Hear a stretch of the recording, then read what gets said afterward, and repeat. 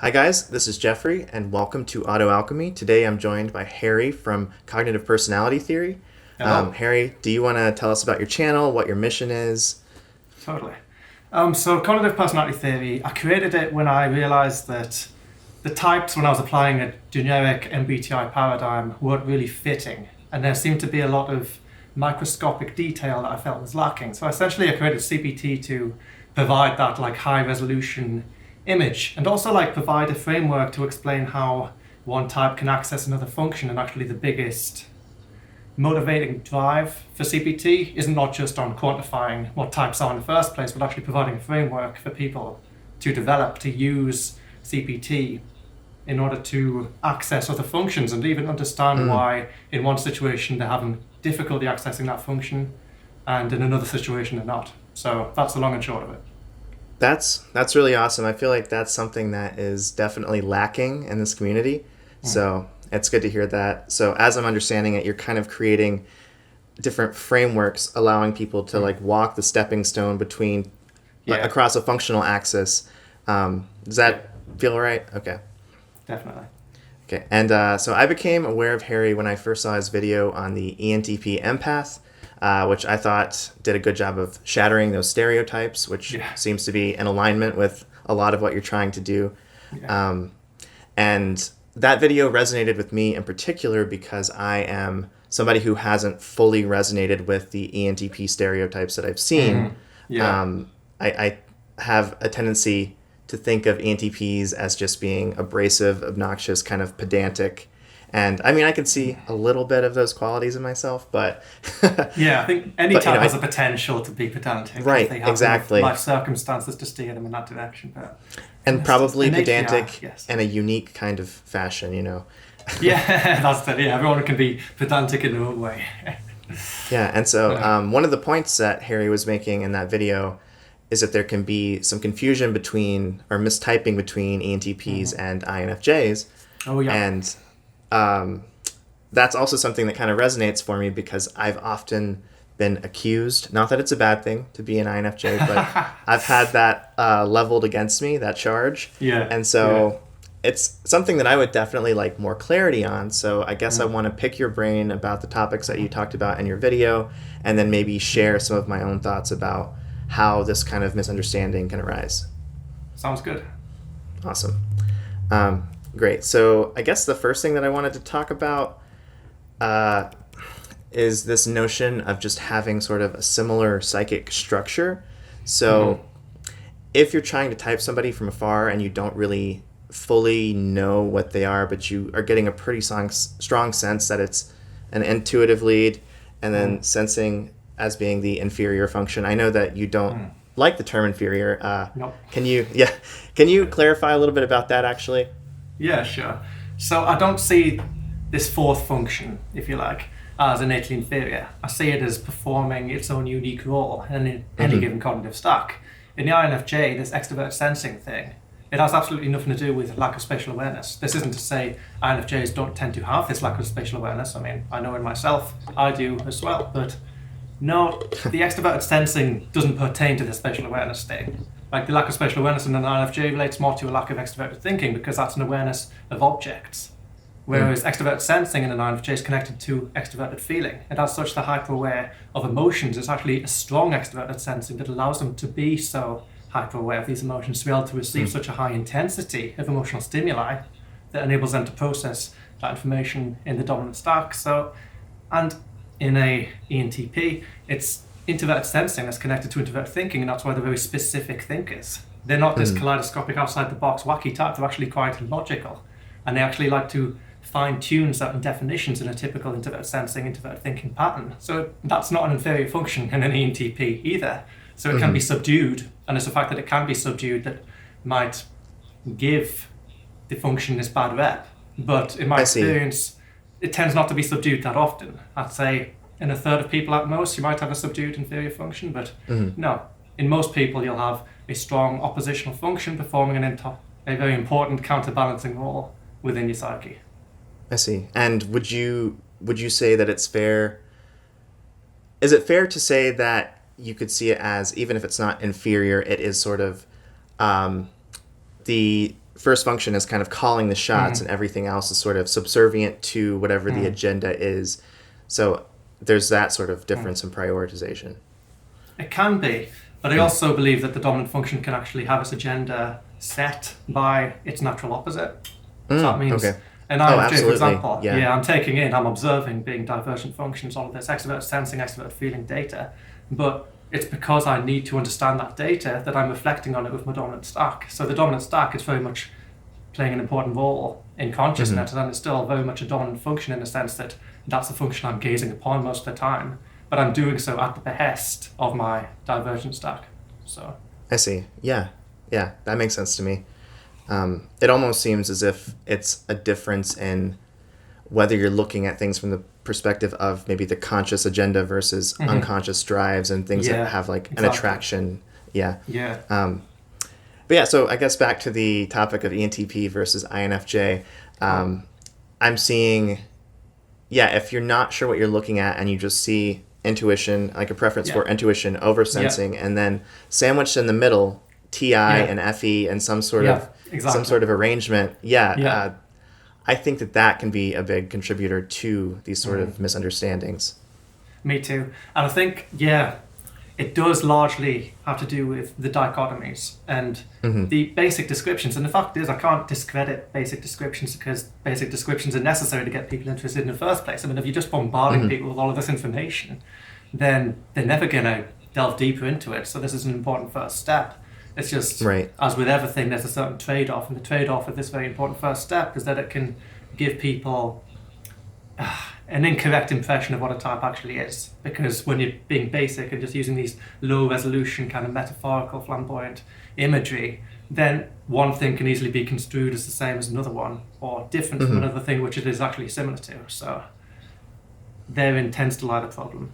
So, as you say, like the INFJ and ENTP, well, dichotomies-wise, most ENTPs aren't really ENTPs. Dichotomies-wise, a lot of ENTPs are very introverted, so that means they're more likely to receive an I score in the first place. Right, I think that would apply to me, actually. Yeah, exactly. You seem like quite an ambiverted kind of ENTP as far as they go. And then you have the thinking over feeling thing. Again, most ENTPs, because they're so socially aware of people, are more likely to receive that kind of agreeable feeling score on any given test. And then it's just a matter of whether the person is highly conscientious, which, to be honest, few people are anyway, and then whether or not they're the opposite that to receive a perceiving score, since they're not necessarily that conscientious, or perhaps because they, phrasing it in a more positive way, are more interested in surveying a variety of options rather than focusing on a single few. It's because of these dichotomy scores that someone who is in fact an INFJ can receive ENTP, because we tend to be fairly disagreeable, sometimes argumentative devil's advocates, which is almost ironic.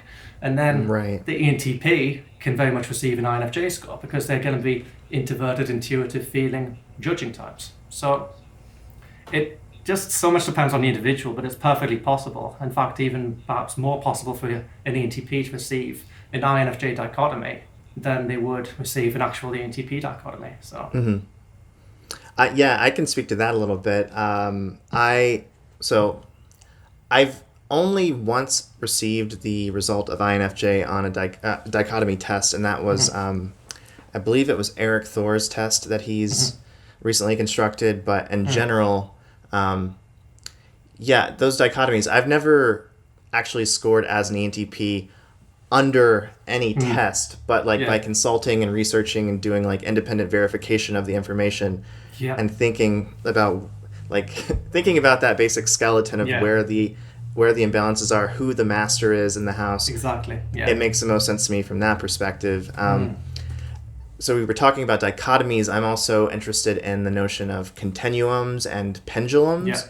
I think that, me too. As you were saying, there's like this tension between presenting information that is accessible and then trying to share information that's a little more accurate, a little more in depth. And clearly that's something that as a YouTuber I'm struggling with. I'm doing things like my INFJ rap that which I love, by the way. Thank you. Yeah. I'm trying to catch people's attention and then hopefully find more softer, more subtle ways of than like going in depth. And I've been reading a lot of the Jungian literature, just trying to like develop my own framework for how this stuff actually fits together. But regardless, I guess something that I'm seeing, like reading Jung himself, is like this notion of like the union of the opposites, the swinging of the psychic pendulum, things that are like getting constellated because of an over-identification with a particular mode of being. I feel like there's also something there that kind of, maybe you're catching yourself at a certain point on the swing if you're trying to type yourself using a basic test and you're not fully seeing yourself in the context of the wholeness of your life. Yes, exactly. And it's like, it's so important to notice the fact that Jung himself touched upon this counterbalancing act. And he touched upon the fact, even though if you just stick to what his work on is, if you just stick to specifically what he says in the cognitive functions and whatnot, and completely ignore the rest of his work, then fair enough, you can develop this perspective that we have this top-down list of functions, and some functions are weaker and some functions are stronger. But if you take it in the context of what Jung was saying overall, you realize that this isn't the case. There's a pendulum, there's a balance and a counterbalance. There's a tendency for human beings to over-identify with a certain thing and subdue certain archetypes within themselves, for example, when in reality we're a vast collection of multiple different personas. And this can actually be demonstrated within the cognitive stack and how we can access different cognitive functions. So if you take the cognitive stack in the context of Jung's overall work, then you realize that like even before any of this like recent frameworking that we've been doing over the last few decades in regards to personality typing, that even the forefathers of these systems were implying that it should be used for development and fluidity, and it should be recognized in a much more fluid kind of manner rather than this very specific box here, box there kind of fashion. Absolutely. That's one of my soapboxes that I like to climb on. I like to emphasize that this stuff all emerged in a therapeutic kind of setting and context. So a lot of people, I don't want to overspeak or overstate, but some people, there we go. I have a tendency, if I'm not careful, to overdo it. I have encountered people who kind of push back against the self-development emphasis in my channel, and to me it just seems like a clear extension of typology and why we should even be interested in it. Exactly. So just going back to the roots, man, and then you realize all the things that we're trying to do now, where we're trying to, as a community in general, trying to take this system into a more positive kind of light that allows people the framework to develop themselves. Well, that's how it was originally. So we're not necessarily changing that much. We're just taking things back to perhaps how they were originally intended to be. So you like to talk about the concept of continuums with these cognitive functions. Can you explain a little bit more about how that works out in your system? Absolutely. So again, going back to this union of opposites idea. So I don't strictly believe in 4 cognitive functions or even 8 cognitive functions. I actually believe in 2 cognitive functions. There's one function which are the rational functions, according to Jung, and then the other set of functions which are the irrational functions. So within CPT, I posit the rational functions to be the codec functions, and the perceiving functions, the irrational functions, to be the lens functions. So as such, you have this lens function, intuition on one side and then sensing on the other one. So you just imagine a lens, and then the lens is either open wide, taking in a vast amount of information, but not necessarily that focused on any specific thing. And then on the other end of the spectrum of sensing, you have this lens suddenly focusing very specifically on a narrow portion of either internal or external reality. And that lens can either be directed internally or externally, but it's still the same lens. So you have this perceiving continuum, and then on the other side of the coin, or should I say, like used alongside these lenses, you have the codec continuum. That's thinking on one side and feeling on the other side. So that means you have this codec completely occupied with the objective information, and then you have a codec completely occupied with the subjective information. So that means you're constantly dipping in between them, and that's why it's sometimes better to view it just as 2 different functions, because within this perceiving spectrum, you're constantly dipping between intuition and sensing, this pendulum. And then on the codec spectrum, you're constantly dipping between your subjectivity and your objectivity. So, and all of these things are incredibly important. So there's no single function which is better than another one, but rather in order to overcome any given obstacle, we as human beings need to access all of these different points in order to actually utilize our brains. So the vision that I'm getting is like the Cartesian grid, and you want to occupy a particular point in the space. So then trying to apply that a little bit to the conversation about ENTP, INFJ mistyping, how is it that, like, how do these movements occur? Is there sort of, is it just like a consequence of being in the world, or is there an active process to initiate that change, and how could that apply to this topic? So, for example, like an ENTP, let's say you're surrounded by people, you're engaging your lens continuum, and you're doing also in an extremely wide manner. So this is going to be extroverted intuition. You're taking a lens, you're, directing it externally, and you're assigning to it an extroverted feeling codec. And therefore, this is a lens which is highly sensitive to the plethoric emotional superstructure of the world around you. You're seeing these waves and undulations of different emotional variants, and because of the abstract nature, because of the wide-angle nature of this lens, you're predicting all of these different emotional responses. Therefore, you're highly attuned to it. And I'd say in very few ENTPs, this function will be subdued. Most ENTPs will be using this function in quite a high activation manner. And so that means ENTPs are going to be very sensitive to the emotions of other people.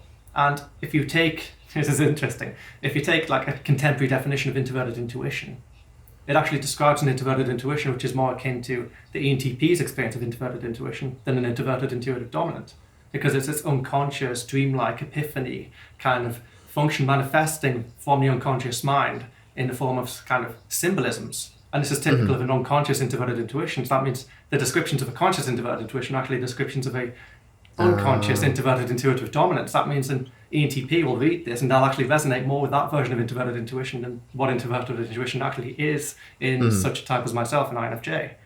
So you have this type who's taking in a lot of social information. They're taking responsibility for another person's emotions, much more than an INFJ actually would, by the way. And then they're actually processing this information in a kind of a dreamlike manner outside of the situation.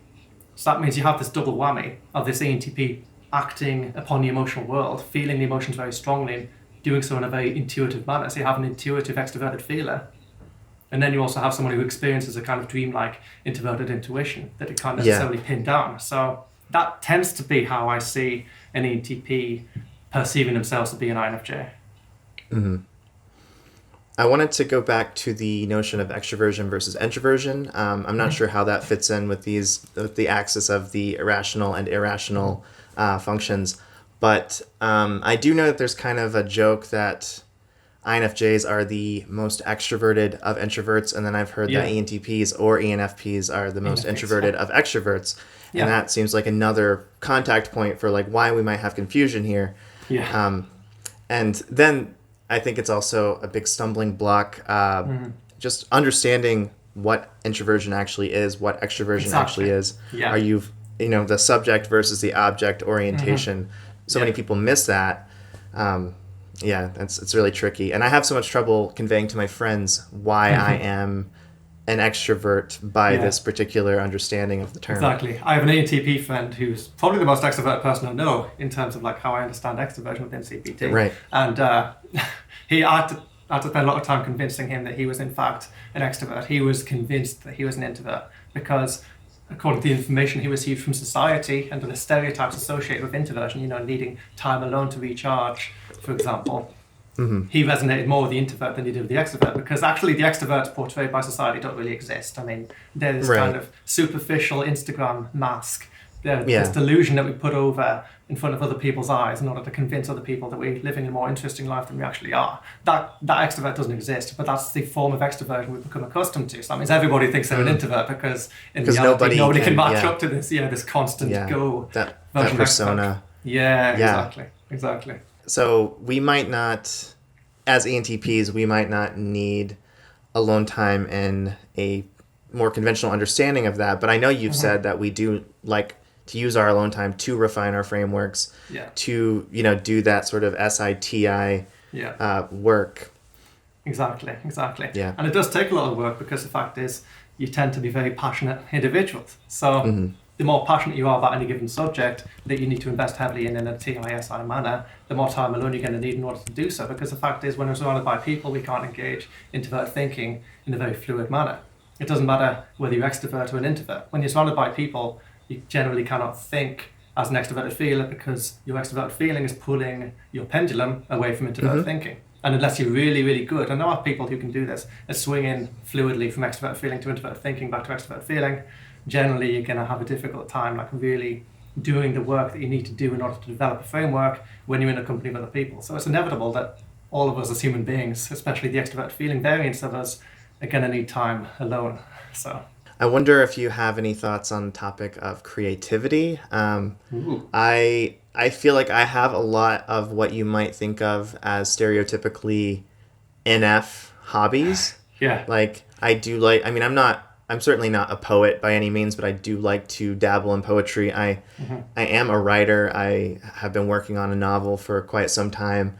And cool. So I think from the outside looking in, that often creates the impression that I'm some sort of NFP type or just an NF type in general. And it's like something that's been hard for me to communicate is that often there's a sense of, like, certainly I'm trying to create something that has an emotional component, but that emotional emphasis is always outwardly oriented. I want people to have an enjoyable experience that makes them receptive to the TI framework that I've sort of like the Trojan horse. Yeah. Does creativity have any kind of place in your framework, or is it something that is sort of supervenient upon all of these smaller scale concepts?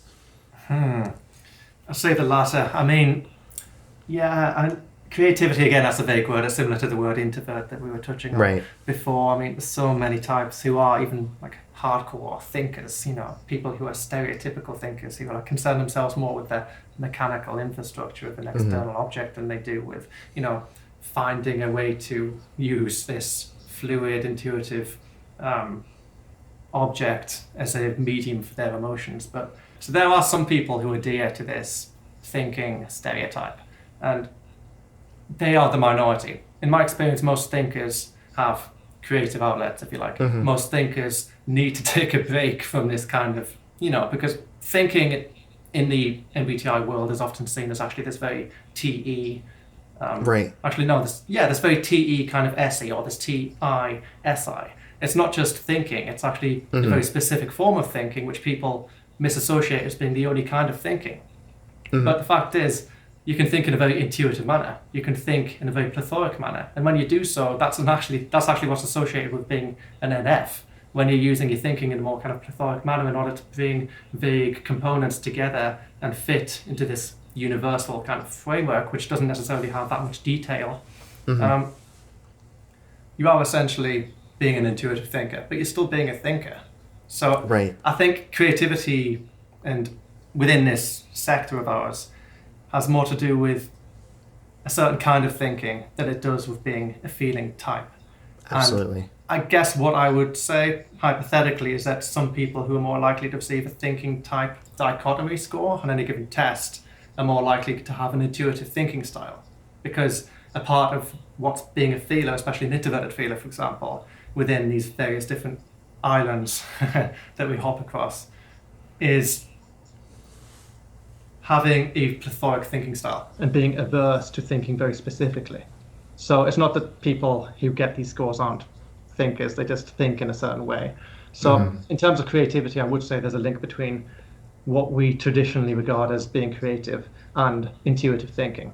And even though an ENTP such as yourself is predominantly an introverted sensing thinker, very specific, you're still going to be, just as I consult my emotions using introverted intuition sometimes, consulting your introverted thinking using your introverted intuition.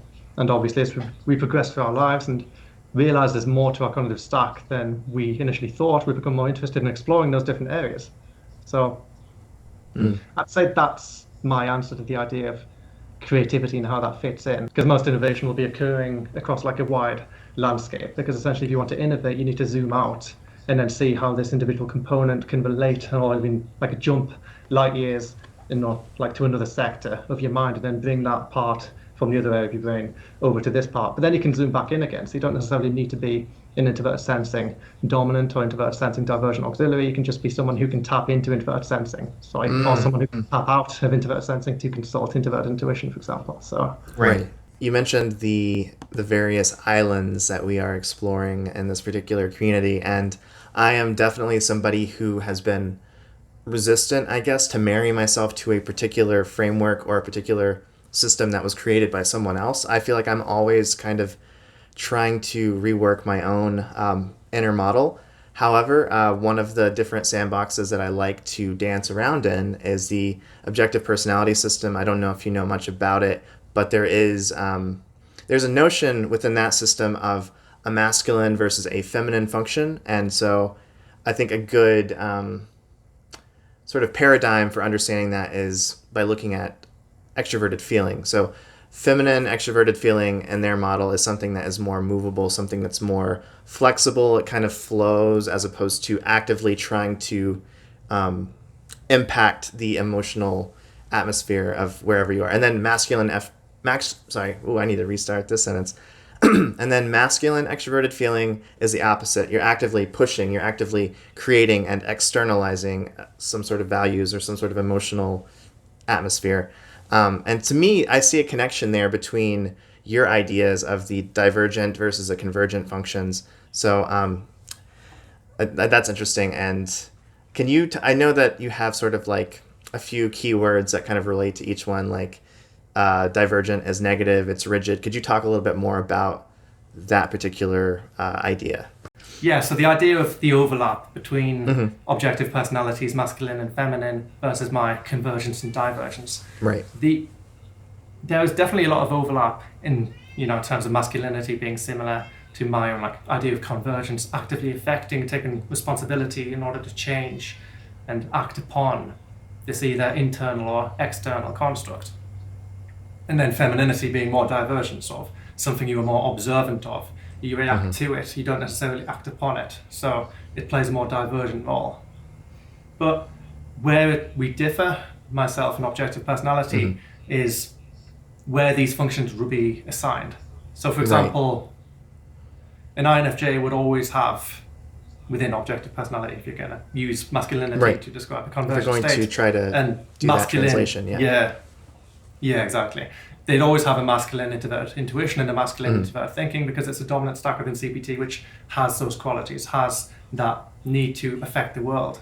So that means my extroverted feeling and my extroverted sensing are going to be more innately feminine, again using that definition, because I'm observing, I'm adhering by, I'm being more agreeable within that environment than I am within a more logical, internal, introverted, intuitive environment. So in that sense there's an overlap, but in the sense that I would never have a masculine extroverted feeling as a part of my actual stack as a default state. Right. And I wouldn't have a feminine introverted thinking as a default state. But another way in which I would depart from them is whether or not I would have a masculine function for, ad infinitum, or whether or not I'd be able to dip into a feminine use of a function or not. So within CPT, and I'm just going to go back to convergence and divergence now that we've established as parallel. Introvert thinking, most of the time is convergent, but if I'm rotating on my axis in order to affect the external world, which I need to so I need to rotate my axis in order to affect the external world in the first place, because otherwise I'm just observing it and abiding by it. My introvert thinking and my introvert intuition are going to become divergent, and therefore I'm going to be observing my frameworks and using them as a kind of force in order to push my extroverted sensing, extroverted feeling agenda. So in this sense, going back to the objective personality typing terms, I'm going to be hopping between masculine and feminine uses of functions anyway. Sure. Yeah. Yeah, so those are the two ways in which I depart, even though I do definitely acknowledge the fact that the masculine-feminine notion that they, describe definitely has an overlap at face value with convergence and divergence, for sure. Absolutely. I've always thought that could also be some sort of cause for misunderstanding about typing, because I think that a lot of what people envision as extroverted feeling is that more divergent version of extroverted feeling, and they don't think about what it might look like in a different context. Exactly. So I think it's definitely useful for objective personality to have demonstrated the two different ways a function can be, because otherwise we have this system whereby this extrovert feeling is just this single thing, and it always has to manifest in exactly the same way relevant to what cognitive stack it is occupying, which is simply not true. So the fact that they've demonstrated that is incredibly useful. And within CPT, I also demonstrate that, but I add this additional kind of complexity and fluidity, if you like, whereby a function can be used in a certain way, but then in another minute it can be used a different way within the same person. So, yeah. So I have a question about just about your idea about using it in both ways. So I know that a convergent function is, by your definition, part of the ego complex. Is it still, if it's being used in a divergent way, what is taking place like at the ego level? Or maybe that's just too, maybe that question is too abstract. I wouldn't necessarily say so, because when you do rotate on your axis, as an INFJ in my case, my ego is definitely occupying a more kind of extroverted sensing kind of state. And if I do hop back into this kind of, oh, right, I haven't actually talked to this guy inside my head in about half an hour, I'm just rotating back on my axis. And that's why it would feel a bit weird if you do so. So taking yourself, if you're hopping in your axis in order to be an introverted sensing dominant, you're going to be primarily consumed by this introverted thinking, kind of introverted sensing dialogue. And that's going to be part of your ego complex, because that refers to not only what you're conscious of, but also what you're identifying with as a human being. So it's like, it's useful to kind of use a dual personality kind of analogy, because we have this first person which is occupying our dominant state, and then we have the second person who's occupying our alternate dominant state, which is when we flip on our axis to in order to use the oppositional function as our dominant function. So yeah, I definitely find that analogy quite useful, like especially like explaining this kind of fluidity to people. If you just recognize you have this first person and second person, then, although I wouldn't necessarily say that's the most scientific way of explaining it, it's useful in order to get this kind of point across. The fact is, your ego complex can change where it's residing depending upon your circumstances. And I think that absolutely makes sense. And it's something that, again, has been kind of sorely lacking from these types of conversations. That we have sort of this, I think of it as having like a community of voices within us. And so it kind of makes sense that you can kind of rotate and adjust where you are and where the ego is in relationship to these different, diverse voices. Definitely. And then again, we're harking back to Jung as well with the collective unconscious and all the archetypes that reside within the psyche. So yeah, it's like this is old news essentially. We're just finding new and perhaps more specific ways of expressing that which has already been found before. Right. So, and that's the cool thing about psychology as well, man. It's like, okay, it's only been a field for a couple of centuries, but it's been studied in a philosophical form far longer than more hard sciences. So we've actually had a lot of discoveries taking place throughout the centuries, and essentially a lot of the time all that happens is we rephrase something, we repackage what we've already done previously. We catch up, exactly. So that's the interesting thing about philosophy and psychology, especially like within this kind of this softer realm of psychology, is the fact that people have known about this stuff for a while, and it's taken the form of like religious passages, it's taken the form of Greek philosophy, and it's just it's always had different forms, but because these forms have different names, we don't necessarily see where the overlap is. And like science is just a word anyway. So agreed. I couldn't agree more. I'm certainly not one of the ENTPs who, although I have at one point overly identified with being like a hard rationalist, everything has to be strictly scientific and materialistic. Me too. But I've moved pretty distant from that at this point. I also wanted to talk about misconceptions specific to INFJs, and so I thought maybe you could lead the way here. But one thing that I wanted to address, you mentioned earlier that they can be devil's advocates, which is interesting because you often see that being described of ENTPs, and I dated somebody who at least superficially thought that she was an INFJ, and she would often say, I could be nice even to the devil. So I think that's a nice contrast to look at. Interesting. Yeah, definitely. Because the thing about the INFJ is like the ego complex, going back to that term, and like it primarily resides most of the time within this kind of this very objective introvert thinking, introvert intuitive landscape.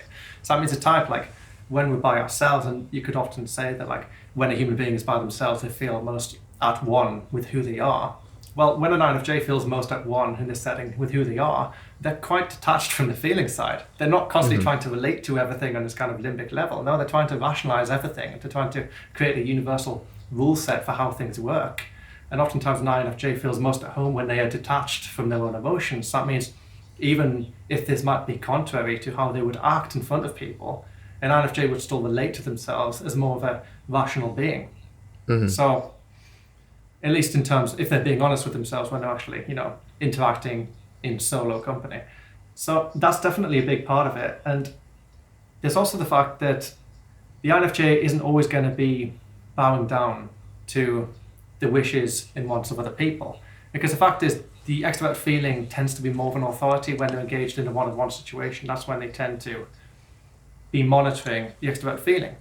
But the fact is, our extrovert feeling can actually be quite easily overloaded when we're in a crowd of people, when we're in a group. And then you have this impasse whereby the INFJ either completely retreats and abstains from interacting with the group at all, and just sort of like takes to a corner and just talks one-on-one with someone, or they end up just employing extrovert thinking to actually be quite rash and actually just talk orders. And like when they're like in front of people, this is actually when the INFJ can manifest a more kind of devil's advocate and disagreeable persona, because they've actually like bypassed their extrovert feeling, because they for some reason we often don't want to engage extrovert intuition with extrovert feeling. So we either abstain from any kind of control, or we just use extrovert thinking instead in order to have that control.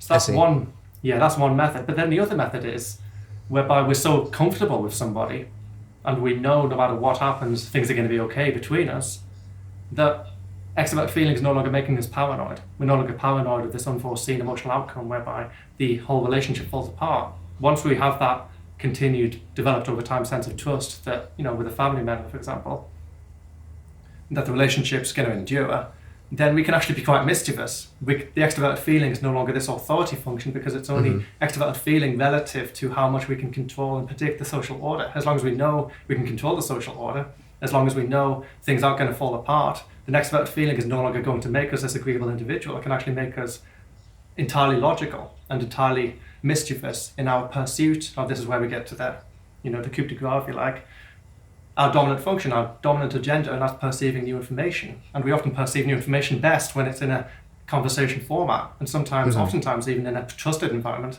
we'll be prioritizing the pursuit of all this new information over monitoring of an emotional situation that we know we don't need to monitor anymore, because we trust it's going to be all right. So like, it's with the most trusted people, the people we trust the most, or in a situation whereby we've completely abstained from any kind of extrovert feeling control, that we can actually be this very logical, very disagreeable individual. Because one final point in this massive tirade is that introverted intuition is the dominant function. It perceives novelty. So attached to introverted thinking, we're looking for new, novel, objective information. So that means as long as we can find a new pattern, we don't necessarily care, as an INTJ would, for example, if that pattern is utterly logical, if that pattern is completely correct, because we're prioritizing our experience as lens dominance type of novelty. And that's the final thing which can give the INFJ this kind of devil's advocate. So I do think we're generally set up more to be a devil's advocate than the ENTP is, because the ENTP's authority function tends to be introvert thinking, and that means they tend to have a very strong sense of very specific, precise logic. Generally, I believe the ENTP tends to fall within the devil's advocate category, simply because you're not necessarily, maybe an exception in your case as a more ambiverted ENTP, that aware of introvert feeling values. That means you'll have all these objective codex within your mind, but you won't necessarily have conscious values attached to them. So that means even though you tend to believe the same things, you feel like your values are constantly uprooted. So that means you feel like you don't have a constant sense of values, even though your thinking itself is very consistent. So that tends to be why it's more of an internal experience for the ENTP than it is an external experience for those interacting with the ENTP. Because they'll often rationalize why they have a certain viewpoint with the fact that, I'm just being a devil's advocate because I don't really know what my values are. But yeah, exactly. And that tends to be just like, it's from the ENTP's own words to think, like the sociopath thing and like the devil's advocate thing. I think that tends to come from just ENTPs trying to explain an unconscious introvert feeling to people, and people misinterpreting what the ENTP is saying, or just taking the ENTP's words at face value. And then they just assume that the ENTP is a sociopath, or the ENTP is a devil's advocate, when in reality, no, the ENTPs tend to be pretty logically consistent types in my experience. So I don't know how you'd relate to that. But I definitely relate to that. I've also tried to actively cultivate some kind of connection and relationship to the idea of introverted feeling. But prior to, embarking on that quest, I often felt like, wow, there's just nothing there. Like trying to examine a sense of what do I genuinely value about something? How do I feel about something? But what never occurred to me is what you just said. There is still the consistency across that logical dimension. I know exactly what I think is true and how they fit together, and I'm still going to act in accordance with that. And so that just becomes, I guess, sort of like the replacement compass.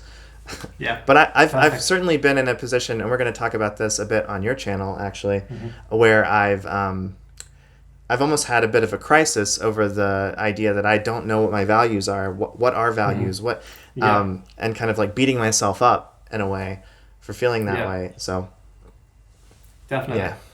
So I think that pretty much ties us off quite neatly. I think we'll maybe steer the conversation more towards the direction, the introverted feeling direction we're going to be taking for the collab that's going to appear on my own channel. Yeah. So I feel like I've covered a lot of ground, a lot of the questions I wanted to ask you. Did you have any closing thoughts on this topic? So yeah, just one question comes to mind. I'm wondering if, since many ENTPs have sort of pursued an INFJ type code in, seeking who they are, if you have ever done the same, if you ever at any point in time seen yourself more as an INFJ, an introverted intuitive perceiving extroverted feeling information in your quest to decide who you are. Right. So just giving a pretty quick overview of my typology journey, I never actually thought that I was an INFJ. The very first time that I took the MBTI, or a bootlegged version of the MBTI, I had an INFP friend who was kind of coaching me through the process, and cool.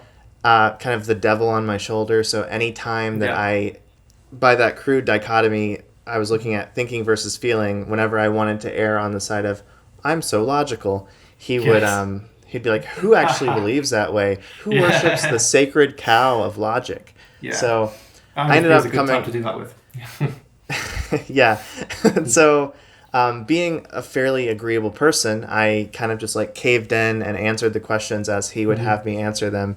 And so I came out as INFP. I did not really find the results to be that resonant, and kind of just put that in the bin as like, this personality thing is not really of interest to me. And then as time went on, once I was in college, I was looking at the MBTI again, and at that point I tested as an INTJ, and that was more of like a wishful thinking kind of result, especially with the descriptions you find online of that type. Exactly. Right. I was reading about it, and it was like, this is my aspirational self. I'm going to answer according to what I would like to be. And then as I became more like self-aware and self-reflective, I landed on INTP, and then I started to study the functions. So that result made a lot of sense to me. Especially not really understanding that dichotomy of the introversion, extroversion. It seemed clear to me that I have more naturally introverted energy, more stereotypically introverted. But no, I've always wished that INFJ had resonated at some point. I feel like that's really where the attention is on YouTube.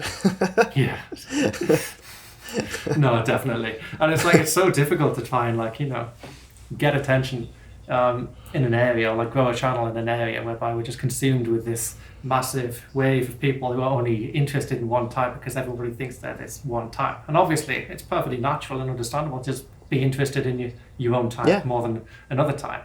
But there's a lack of questioning going on as to whether we are really this INFJ within this massive code, or whether we might be another type. And sort of like this fear even of being anything other than an INFJ as well, because the description matches a lot of people. The fact is the description does match a lot of people. The Big Five equivalent code matches a lot of people.